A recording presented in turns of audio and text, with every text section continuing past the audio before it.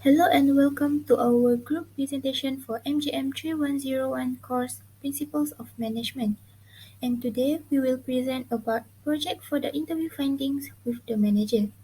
For this course, we are from lecture group 12, which conducted by Mr. Nilamehan Anak Laki Manikyam. So, I am Aziatul Munira binti Apendi with matrix number 215017, as well as the manager for group Jeep Sofila will start off this presentation by introducing my group members. So for our first group members, we have Nur Shahira Safia binti Hairozi, also my assistant manager for this project with matrix number 216737. And then we have Putri Durani Hakma binti Muhammad Zaid with matrix number 210038. Next, we have Nur Fatihah binti Ahmad Roslan Zaki with matric number 216095. And lastly, we have Anis Mariana binti Che Muhammad Zaid with matric number 214926. Okay, so next, for this project, we are advised to interview the manager from multinational corporation called MNC. So, we decided to interview a person who actively in charge in Maybank Berhad. So, before we go deeper through this presentation, I would like to share the history of Maybank Berhad. So, Maybank Berhad is Malaysia's largest bank by market capitalization, with total assets and one of the largest banks in Southeast Asia, with total assets exceeding 203 billion US dollar and having a net profit of 1.98 billion US dollar in 2019. And then, Maybank is also ranked 106 in the Banker's 2020 Top 1000 World Bank as of July in 2020 and is ranked 349th in the Forbes Global 2000 Leading Companies as of May in 2020. Then, Maybank is the largest public listed company on Bursa Malaysia, the Malaysian Stock Exchange, with a market capitalization of 23.7 US billion as of December 2019. Maybank's Islamic banking arm, Maybank Islami, is the largest Islamic bank in Asia and Malaysia in terms of assets and was named 2020's Global Islamic Bank of the Year by The Banker. Lastly, Maybank's network spans across all 10 Asian nations, as well as key Asian countries and global financial centers with a network of 2,600 retail banking branches worldwide with more than 43,000 employees. Next, Maybank was founded by Singaporean hotel owner, banker as well as businessman called Tan Sri Koo Teck Puat. He was born in 1917 and died in 2004 due to the heart attack. He received early education at Saint Joseph Institution in Singapore. Next, he started his career as an apprentice bank clerk in Overseas Chinese Banking Operation, or can be called as OCBC. And after a long attachment with OCBC, he decided to leave his career as a general manager in OCBC due to the different opinion with Tan Shin Tuan in 1959. He also argued that OCBC was growing far too slowly and not opening enough branches in the smaller towns in Peninsula Malaya. Next, in 1960, he decided and started his career by opening and founding Malayan Banking, or now can be called as Maybank. This Maybank started to grow rapidly until now and had opened more than 150 branches. In May 2022, Dato' Khairul Saleh Ramli was appointed as President, Chief Executive Officer, and Executive Director of Maybank Group. Okay, so next, for the person that we had an opportunity to interview for the past few weeks for this group project for MGM3101 Principles of Management is Mr. Yadi bin Marion, who worked with Maybank Berhad. So, he is the head regional merchant center of Maybank Berhad in Johor as well as in Melaka. He also mentioned that he had worked with Maybank Berhad for the past 30 years, and he also in charge of handling 7 teams, which are 4 teams in Johor Bahru and 3 in Melaka. Okay, so next I will explain about the lesson learned that we get from the interview with Mr. Yadi, which related to the lecture topics that we had learned during Principles of Management class. So, the first lecture topic that we choose is from topic 2 called Values, Attitudes, Emotions and Culture. So, for the first point, we should adapt to the challenges that we face in certain organizations so that we can gain more experience and not easily to give up when handling certain tasks as an employee or as a person outside of the organizations. Thus, we will gain new knowledge to become a better version of us. So, for the next points, to become successful, we should be thankful and appreciate for what we have as well as ups and downs that we had been through in the past which makes us value our hardship in which can become a lesson for us to always remind ourselves to be humble.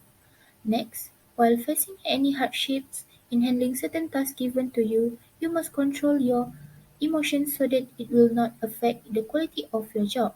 Therefore, as you can handle your own emotions, you can actually create a high quality of job context in the organization that you work in.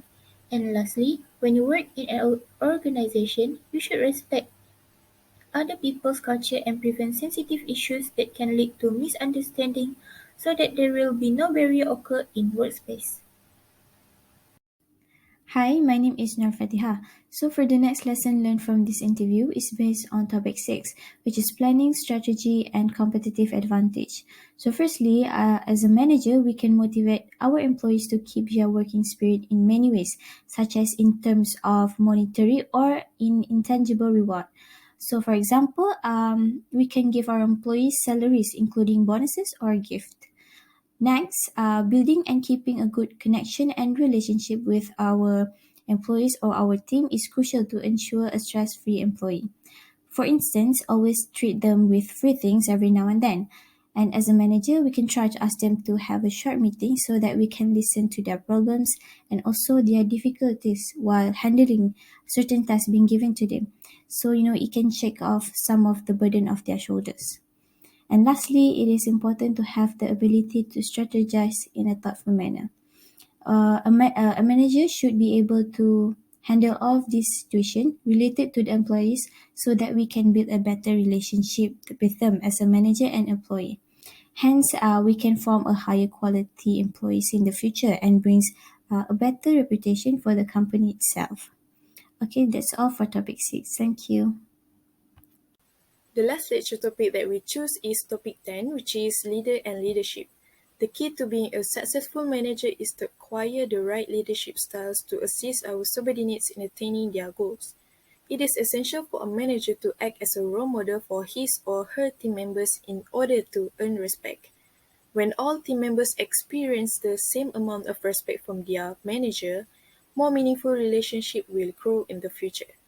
Next, our role as a manager is to ensure that all team members are treated equally. Each team members must be treated fairly and with respect, regardless of their background, experience, and abilities. Both equality and fair treatment leads to happier, more engaged, and productive employees who are proud to vouch for our company. Last but not least, communication skills and addressing team members' concerns are essential. We must foster an inclusive environment that encourages collaboration and open dialogue, while at the same time supporting individual growth and development. These qualities can help create a productive and positive work environment. So before I start my presentation, I would like to introduce myself again. My name is Anis Marana and I will explain about the challenges faced by the organization and actions taken to overcome them. As Mr. Yadi mentioned, there are two parts of challenges faced by them. The first one is internet challenges. It is usually encountered by it from within its organization during the normal operations of the company, and it can be predicted with some accuracy. And the second one is external challenges.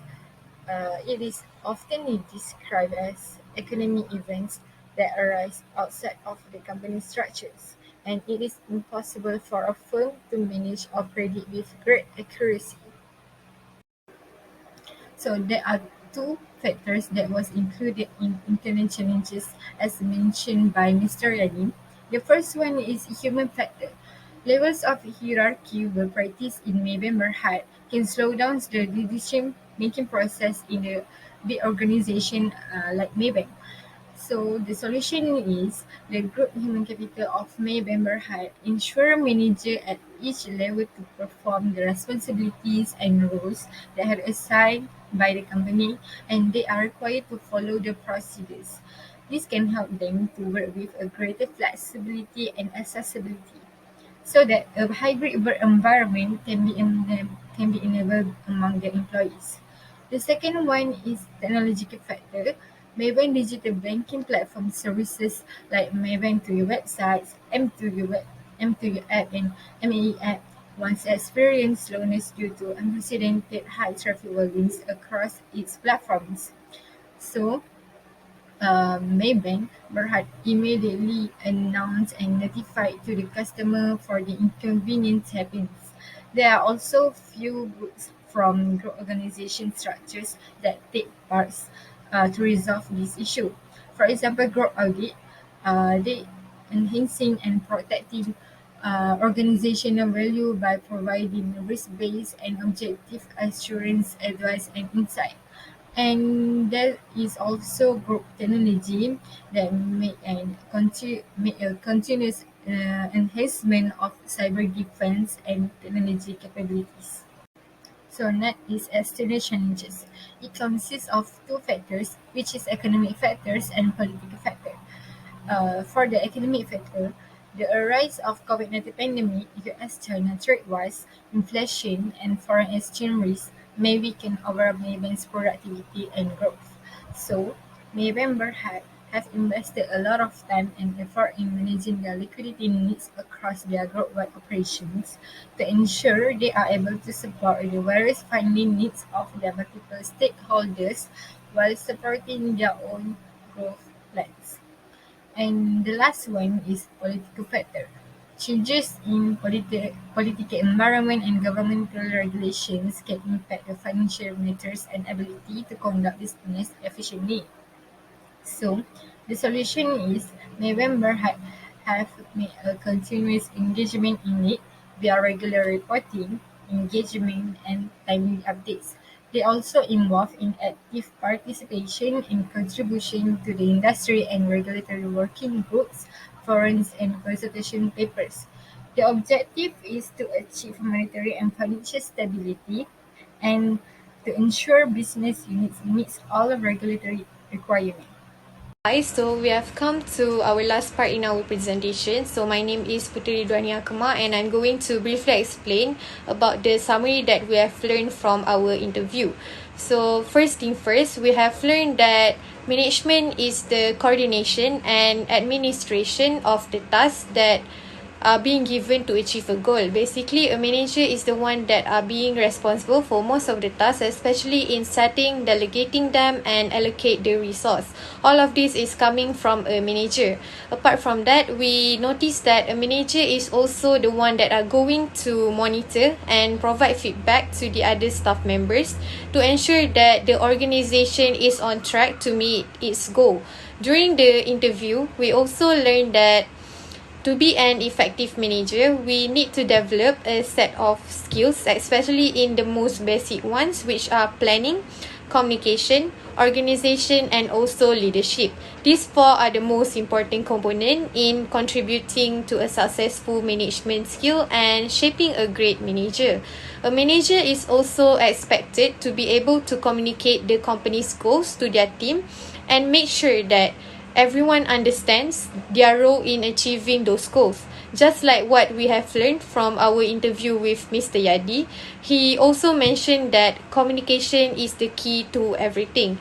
Effective communication plays a major part in producing a successful company. If there is lack of communication, all the provided tasks could not be done with the correct procedures and causing the company to lose its profit, sales, and will negatively affect the company's business. Furthermore, the important lesson that we have learned from this interview is that a manager needs to have strong problem-solving skills and leadership skills.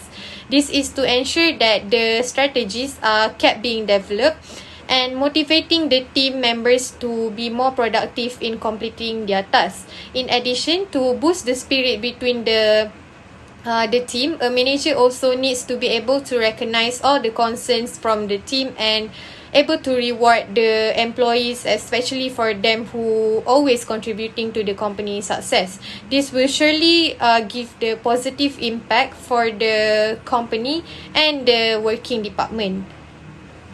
Next, there are also personal advice or tips that Mr. Yadi shared to our team during the interview. First of all, he stated that we need pressure in our life. It is monotonous lifestyle without pressure because we need pressure and hardships to harden and improve ourselves. According to him, pressure builds character. Over time and over the years, pressure is sometimes good for us to invest in ourselves to become a better person. Apart from that, he also mentioned that we need to improve our English language, specifically in writing and speaking. This is to further our communication skill and ourselves on a different level. On a side note, English language also known to be the international language, so it was essential to master that in order to give an advantage to expand our network. He also encouraged us to take another language such as Italian, Japanese, Spanish or Mandarin for the exact same reason. Lastly, he shared to us that it was always great to try out things outside our scope and learn something new. This is to expand and discover new skills to give us an advantage in pursuing any job scopes and skill. All of these tips can be applied in our daily life to shape a better version of ourselves. So now we have come to an end about our presentation regarding the lesson that we have learned from our interview with Mr. Yadi, the Maybank manager. We hope that all of these are beneficial and give a lot of lesson to us for us to be the better version of ourselves in the future. So thank you so much for listening until the end.